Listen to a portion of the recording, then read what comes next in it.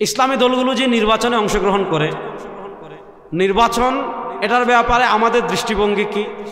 নির্বাচনের ব্যাপারে আমাদের দৃষ্টিভঙ্গি এতটুকু, ফুকাহায়ে কেরাম যতটুকু বলেছেন ততটুকু। নির্বাচন এটা জাস্ট নেতা নির্বাচনের একটা পদ্ধতি। ইসলাম নেতা নির্বাচনের একক কোনো পদ্ধতি আবশ্যক করে দেয়নি যে এই পদ্ধতিতেই নেতা নির্বাচন হতে হবে। এজন্য দেখবেন সিদ্দিক আকবর রাদিয়াল্লাহু তাআলার একটা পদ্ধতি ছিল, ওমর রাদিয়াল্লাহু তাআলার একটা পদ্ধতি ছিল, ওসমান রাদিয়াল্লাহু তাআলার একটা পদ্ধতি ছিল, আলী রাদিয়াল্লাহু তাআলার একটা পদ্ধতি ছিল। তো এটা হলো সুন্নাহসম্মত পদ্ধতি। নির্বাচনকে এটা নেতা নির্বাচনের একটা আমরা জায়েজ পদ্ধতি মনে করি, এবং আপাত দৃষ্টিতে এর চেয়ে উত্তমটা আমরা গ্রহণ করতে পারছি না। আপাত দৃষ্টিতে এর চেয়ে উত্তম পন্থাটা আমরা গ্রহণ করতে পারছি না, এজন্য এটাকে আমরা গ্রহণ করি যেটা আমাদের দারুল দেওবন্দ ফতোয়া দিয়েছে। আপনারা দেখেছেন শেখুল ইসলাম জাস্টিস মুফতি মোহাম্মদ তাকি উসমানী তার ফিকহি মাকালাতে একটা প্রবন্ধ লিখেছেন, इंतखाबात में वोट की शरई हैसियत। जवाहिरुल फिक़ह मुफ्ती आज़म मुफ्ती मोहम्मद शफी रहमतुल्लाह 5 নম্বর খণ্ডে একটা রিসালা লিখেছেন, ভোট কি শরঈ আহকাম। আমাদের বাংলাদেশের প্রবাদতুল্য আলেম ছিলেন আল্লামা শামসুল হক ফরিদপুরি রাহিমাহুল্লাহ, তিনি কিতাব লিখেছেন ভোটারের দায়িত্ব কর্তব্য। দারুল করাচি যে ফতোয়া দিয়েছে, মার্কাজুদ দাওয়া যে ফতোয়া দিয়েছে, এই ফতোয়াই হলো আমাদের রাজনৈতিক অবস্থান, যে আমরা এটাকে আপাতত একটা পদ্ধতি মনে করি। যখন এর চেয়ে উত্তমটা গ্রহণের সময় আসবে ইনশাআল্লাহ তখন আমরা এর চেয়ে উত্তমটাই গ্রহণ করব। যাক, আমার কথা দীর্ঘ হয়ে যাচ্ছে। তো আমি যেটা বললাম যে বাংলাদেশে এখন আমাদের লড়াই হবে এই কুফরি তন্ত্রমন্ত্র। আমরা এতদিন ধর্মনিরপেক্ষতার বিরুদ্ধে লড়াই করেছি। আমি আগে বলেছি ধর্মনিরপেক্ষতা যেমন কুফর, ইসলাম বিরোধী তন্ত্রমন্ত্র, জাতীয়তাবাদও তেমন ইসলাম বিরোধী তন্ত্রমন্ত্র। তো বাংলাদেশের মানুষ এই সবগুলো দেখেছে, সবার শাসন দেখেছে। যারা মুক্তিযুদ্ধের চেতনার কথা বলে ক্ষমতায় এসেছে বাংলাদেশের মানুষ তাদেরকেও দেখেছে, জাতীয়তাবাদের দোহাই দিয়ে যারা এসেছে তাদেরকেও দেখেছে, আপনার এই গণতন্ত্রের কথা বলে যারা এসেছে তাদেরকেও দেখেছে। কেউ বাংলাদেশের মানুষের ম্যাক্সিমাম নাগরিক অধিকার কেউ আদায় করতে পারেনি। সব যেহেতু শেষ হয়ে গিয়েছে, শুধু একটা বাকি আছে, সেটা হলো ইসলাম। এই ইসলামকে রাষ্ট্র ক্ষমতায় আমরা কেমনে নিতে পারি, এবং ইসলামী রাষ্ট্র দণ্ডবিধি যেগুলো আছে, দেখেন আল্লাহ নবী সাল্লাল্লাহু আলাইহি ওয়াসাল্লাম মক্কা থেকে মদিনা হিজরতের সময় যে 3টা দোয়া করেছিলেন তার ভিতরে একটা ছিল ওয়াজআলনি মিন লাদুনকা সুলতানান নাসিরা। আল্লাহ নবী সাল্লাল্লাহু আলাইহি ওয়াসাল্লাম সুলতানান নাসিরার দোয়া কেন করেছেন? তাফসির ইবনে কাসিরে আল্লামা ইমাদুদ্দিন ইবনে কাসির রাহিমাহুল্লাহ ইমাম কাতাদা রাহিমাহুল্লাহর বক্তব্য নকল করেছেন যে লিইকামাতি ফারাইদিল্লাহ ওয়া লিইকামাতি দীনিল্লাহ ওয়া লিইকামাতি হুদুদিল্লাহ। আল্লাহ নবী সাল্লাল্লাহু আলাইহি ওয়াসাল্লাম মক্কার 13 বছরে তিনি উপলব্ধি করেছিলেন যে আল্লাহ তাকে যে শরিয়া দান করেছেন, আল্লাহ তাকে যে দ্বীন দান করেছেন, আল্লাহ তাকে যে হুদুদাত দান করেছেন, এটা যদি পরিপূর্ণ বাস্তবায়ন করতে হয় রাষ্ট্র লাগবে, ভূখণ্ড লাগবে, ক্ষমতা লাগবে। এজন্য নবী করিম সাল্লাল্লাহু আলাইহি ওয়াসাল্লাম দোয়া করেছেন ওয়াজআলনি মিন লাদুনকা সুলতানান নাসিরা। এখন আমাদের লড়াই হবে এখন ধর্মনিরপেক্ষতার বিরুদ্ধে, আমাদের লড়াই হবে জাতীয়তাবাদের বিরুদ্ধে, আমাদের লড়াই হবে গণতন্ত্রের বিরুদ্ধে, আমাদের লড়াই হবে সমাজতন্ত্রের বিরুদ্ধে। এই যে আমাদের 72-এর সংবিধানে আমাদেরকে সাম্য, মানবিক মর্যাদা, সামাজিক সুবিচার, এই 3টা চেতনার কথা বলে মুক্তিযুদ্ধ হয়েছে, কিন্তু তারপর 72-এর সংবিধানে যে এই 4টা চেতনা, ইসলাম বিরোধী 4টা চেতনা আমাদের গাড়ে চাপিয়ে দিয়েছে। এই 4টা চেতনার বিরুদ্ধে লড়াই করে আমাদের মৌলিক যে শিরোনাম ছিল লা ইলাহা ইল্লাল্লাহ, সেই লা ইলাহা ইল্লাল্লাহর ভিত্তিতে বাংলাদেশ রাষ্ট্র কেমন হয়, এই কুফর এবং শিরকের বিরুদ্ধে মোকাবেলা করতে হলে আমরা যারা তাওহীদে বিশ্বাসী, আমরা যারা রিসালাতে বিশ্বাসী, আমাদের পারস্পরিক মতভেদ থাকবে, আমাদের পারস্পরিক ইখতিলাফ থাকবে, কিন্তু এগুলাকে আপন জায়গায় রেখে রাষ্ট্রীয়ভাবে যদি আমরা ইসলামকে বিজয় করার মিশন নিয়ে নামি, আমরা সবাই কেমনে ঐক্যবদ্ধ হব, আমরা সবাই কেমনে একসাথে কথা বলবো, আমরা কেমনে সবাই একসাথে এই ধরনের শিরকি কুফরি তন্ত্রমন্ত্রের মোকাবেলা করব, এটার ব্যাপারে আমাদের করণীয় কি? কারণ আলেমরা যেই ভাষায় কথা বলে, আলেমরা যেই সুরে কথা বলে, সাধারণ মানুষ কিন্তু ওইগুলা দ্বারাই প্রভাবিত হয়। আমি সব জায়গায় বলি আলেমরা, আমরা মসজিদে ওয়াজ করি কোরবানির গোশত 3 ভাগ করতে হবে। আপনি দেখবেন অধিকাংশ মানুষ 3 ভাগ করে মানুষকে বন্টন করে। আমরা ওয়াজ করি যে দান সৎকা করতে হবে, মানুষ দান সৎকা করে। আমরা মানুষদেরকে মসজিদের মিম্বরে বুঝাই যে রমাদানে সদকাতুল ফিতর দিতে হবে, মানুষ সদকাতুল ফিতর দেয়। আমরা মানুষদেরকে বুঝাই আপনি হজ উমরা করতে হবে, মানুষ করে।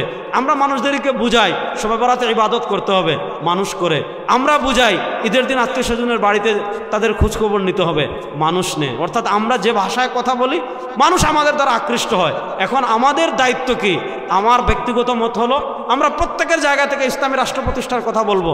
ইসলাম যদি রাষ্ট্রীয়ভাবে বিজয়ী হয় এ ব্যাপারে আমাদের রাষ্ট্র কি ফায়দা পাবে, নাগরিকরা কি সুবিধা পাবে, এবং ইসলামে যে রাষ্ট্র আছে আমাদেরকে সেকুলারিজম এতটা আমাদের মাথায় সেকুলারিজম এতভাবেই ঢুকেছে যে আমরা ইসলামকে আজকে শুধু মসজিদ কেন্দ্রিক মনে করি।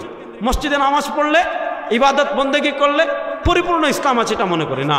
ইসলামে ইবাদত যেমন আছে, ইসলামে হুদুদাত তেমন আছে, ইসলামে দণ্ডবিধি তেমন আছে, ইসলামে রাষ্ট্র পরিচালনাও তেমন আছে। এখন একদম ঘর থেকে নিয়ে রাষ্ট্র পর্যন্ত সব জায়গায় আমরা দ্বীন ইসলামকে কেমনে বিজয়ী করতে পারি এই ব্যাপারে ওলামা একরামের মতামত এটা খুবই জরুরি।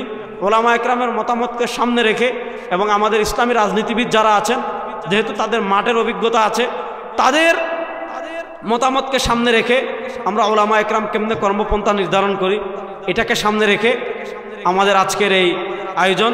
ইতিমধ্যে এই সময়টা আমাদের জন্য খুবই কঠিন ইসলামপন্থীদের জন্য। এর আগের সময়টাও যে আমাদের জন্য খুব সহজ ছিল এমন না।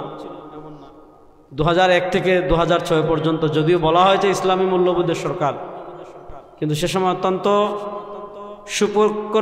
সুপরিকল্পিতভাবে এই বিভিন্ন জায়গায় বোমা ফাটিয়ে সেগুলোর দায়ভার আলেমদের উপর চাপিয়ে বাংলাদেশ একটা অস্থিরতার মধ্যে ইসলামপন্থীরা সবসময় ছিল।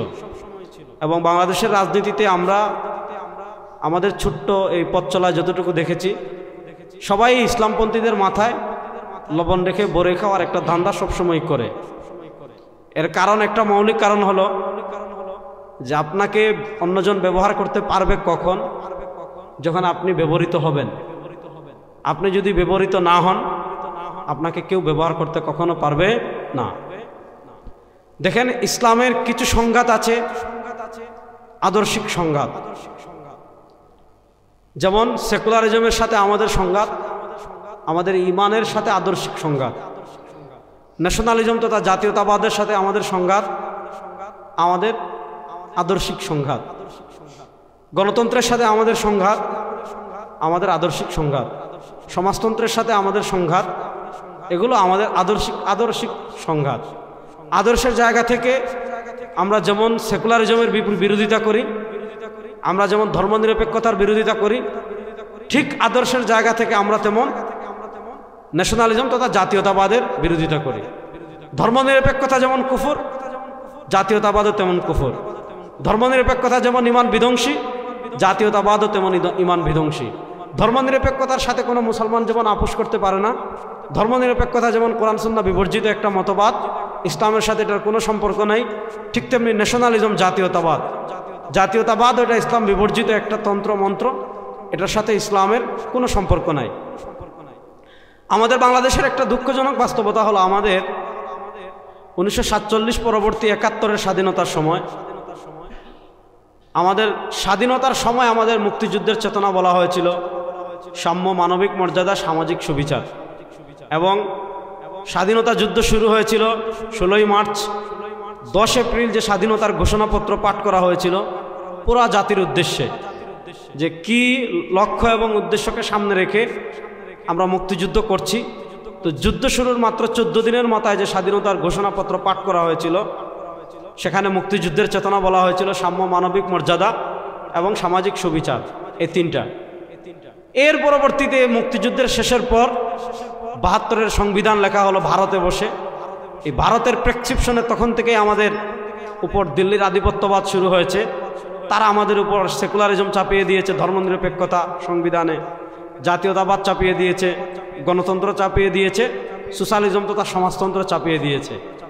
তো আমরা যারা ইসলামকে ধারণ করি, আমরা যারা ইসলামে রাষ্ট্র প্রতিষ্ঠার কথা বলি, ইসলামী রাজনীতি করি, আমাদের অবস্থান অত্যন্ত ক্লিয়ার। আমরা যেমন ধর্মনিরপেক্ষতার বিরোধী, তেমন আমরা জাতীয়তাবাদের বিরোধী, তেমন আমরা সমাজতন্ত্রের বিরোধী, তেমন আমরা গণতন্ত্রের বিরোধী। এখানে ধর্মনিরপেক্ষতার বিরোধিতা করে জাতীয়তাবাদী চিন্তা লালন করার কোনো সুযোগ নেই, আবার জাতীয়তাবাদের বিরোধিতা করে সেকুলারিজমের বিরোধিতা করার কোনো সুযোগ নেই। দুটাকে সমান করে বিরোধিতা করতে হবে। এই বাংলাদেশে ধর্মনিরপেক্ষতা, জাতীয়তাবাদ এগুলোর গেড়া করে পড়ে ইসলামপন্থীরা কখনোই ড্রাইভিং সিটে আসতে পারেনি। আমাদেরও যেমন কিছু খাতা আছে, তাদের দায়ভারের চেয়ে আমাদের দায়ভার বেশি। দেখা যাচ্ছে তারা যতটুকু চেয়েছে এর থেকে আমরা আরো বেশি নিজেকে বিলীন করে দিয়েছি, যেটাকে আমরা আমাদের আকীদার পরিভাষায় বলে হুলুল, মানে আমরা নিজেদেরকে হুলুল করে দিয়েছি। তো এই 2024-এর জুলাই আগস্টের গণবিপ্লবের পর বাংলাদেশে নতুন একটা সুযোগ এসেছে। আগে একটা সুযোগ এসেছিল 1947-এ পাকিস্তান প্রতিষ্ঠার সময় ইসলামকে রাষ্ট্রীয়ভাবে বিজয় করার। 2024-এর জুলাই আগস্টের গণবিপ্লবের পর যেহেতু বাংলাদেশের মানুষ জাতীয়তাবাদকে দেখেছে, বাংলাদেশের মানুষ ধর্মনিরপেক্ষতার এদিকে চলে আসেন, বাংলাদেশের মানুষ যারা সেকুলারিজমের কথা বলে তাদের রাষ্ট্র পরিচালনা দেখেছে, যারা জাতীয়তাবাদের কথা বলে তাদের রাষ্ট্র পরিচালনা দেখেছে, যারা মুক্তিযুদ্ধের চেতনার কথা বলে তাদের রাষ্ট্র পরিচালনা দেখেছে। তো 1947 সালের পর আমাদের সামনে আবার একটা সুযোগ এসেছে রাষ্ট্রীয়ভাবে ইসলামকে বিজয় করা। এখানে তাত্ত্বিক আলোচনা আমি করব না, তাত্ত্বিক আলোচনার দিকে আমি যাচ্ছি না, ওলামা একরাম এখানে বেশি। আল্লামা মুশাহিদ বাইয়মপুরী রাহিমাহুল্লাহর একটা কিতাব আছে ফাতহুল করিম ফি সিয়াসাতিন নবিয়্যিল আমিন, অত্যন্ত গুরুত্বপূর্ণ এবং তাৎপর্যপূর্ণ। শেখুল হাদিস আল্লামা জাকারিয়া কান্দেলভী রাহিমাহুল্লাহ তিনিও আলোকপাত করেছেন। এবং আমি একটা কিতাবের কথা অনেকবার বলি, এখানেও বলি, শেখুল ইসলাম জাস্টিস মুফতি মোহাম্মদ তাকি উসমানী হাফিজাহুল্লাহ, তিনি আমাদের হাকিমুল উম্মত আল্লামা আশরাফ আলী থানভী রাহিমাহুল্লাহ, যিনি পাকিস্তান প্রতিষ্ঠার স্বপ্নদ্রষ্টা ছিলেন, আল্লামা আশরাফ আলী থানভী রাহিমাহুল্লাহ রাজনৈতিক দৃষ্টিভঙ্গি নিয়ে কিতাব লিখেছেন হাকিমুল উম্মতকে সিয়াসি আফকার, হাকিমুল উম্মতের রাজনৈতিক দৃষ্টিভঙ্গি। আমি যেটা বললাম, আমরা যেমন জাতীয়তাবাদের বিরোধী, আমরা তেমন ধর্মনিরপেক্ষতার বিরোধী, আমরা তেমন সমাজতন্ত্রের বিরোধী, আমরা তেমন গণতন্ত্রের বিরোধী। এখানে আমি একটা অবস্থান ক্লিয়ার করি। দেখতে পাচ্ছেন আমাদের অনেক বরেণ্য ব্যক্তিবর্গ চলে এসেছেন। ফেনী থেকে আমাদের অত্যন্ত প্রিয় ভাই, বাংলাদেশের বিখ্যাত দায়ী এবং জনপ্রিয় ইসলামিক স্কলার মুফতি মোহাম্মদ আলী হাফিজাহুল্লাহ আমাদের মাঝে উপস্থিত হয়েছেন। বাংলাদেশ জামাতে ইসলামীর কেন্দ্রীয় নির্বাহী সদস্য এবং বাংলাদেশ ইসলামী ছাত্র শিবিরের সাবেক সভাপতি, কারা নির্যাতিত মজলুম জননেতা আমাদের সকলের প্রিয় ডক্টর শফিকুল ইসলাম মাসুদ হাফিজাহুল্লাহ, তিনিও উপস্থিত হয়েছেন। ইনশাল্লাহ তারা থাকবেন লম্বা সময়, এখনও তার বক্তব্য দিবেন না, শেষের দিকে দিবেন ইনশাল্লাহ। তারা আগে আসছেন, এজন্য তাদেরকে স্পেশালি আমাদের পক্ষ থেকে জাযাকুমুল্লাহ। এখন আমাদের মুফতি শামসুদ্দোহা আশরাফী হাফিজাহুল্লাহকে আজকের, আমি তো স্বাগত বক্তব্য কিছু কথা বেশি বলে ফেলেছি, বেয়াদবি মাফ করবেন, মুফতি শামসুদ্দোহা আশরাফী হাফিজাহুল্লাহকে আমাদের আজকে মত বিনিময় সবার কাজে এগিয়ে নেওয়ার আহ্বান করছি।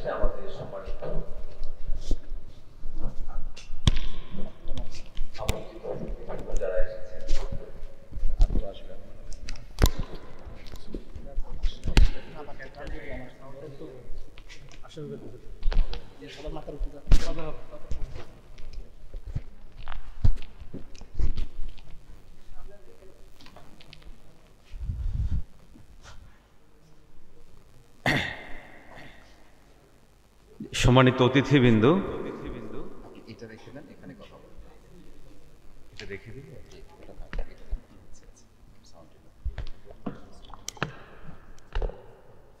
এটা তো হচ্ছে না, সাউন্ড চলে যাবে। জি, আমরা প্রোগ্রাম শুরুতেই যে সমস্ত অতিথিরা আমরা এসেছি, আমার মনে হয় আমরা একটু পারস্পরিক পরিচিত হয়ে নিলে সুবিধা হয়। আমরা দাওয়াতের ক্ষেত্রে এখানে প্রায় 4 ধরনের সম্মানিত অতিথিদেরকে আমরা স্মরণ করেছি: রাজনীতিবিদ, শিক্ষাবিদ, চিন্তক,